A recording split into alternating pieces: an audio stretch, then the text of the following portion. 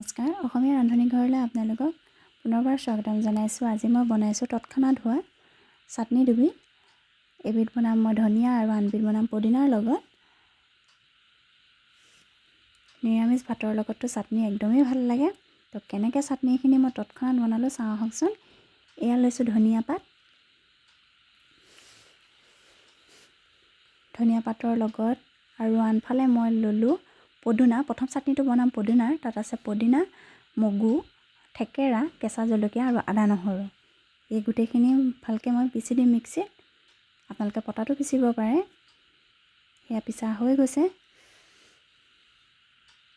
লগত দিছোঁ নিমখখিনি দি ভালকৈ লৰাই লওঁ। এয়া মোৰ প্ৰথমবিধ চাটনি ৰেডি হৈ গ'ল। আনবিধ বনাইছোঁ মই ধনিয়া পাত, লগত আছে কেঁচা জলকীয়া, বিলাহী, আদা নহৰু আৰু লগত লৈছোঁ কেইটামান ভুজিয়াটো বিকাজী ভুজিয়া পোৱা যায়েই সকলো দোকানতে। বিকাজী ভুজিয়া অলপ লৈছোঁ। গোটেইখিনি বস্তু মই একেলগে পিচি দিম।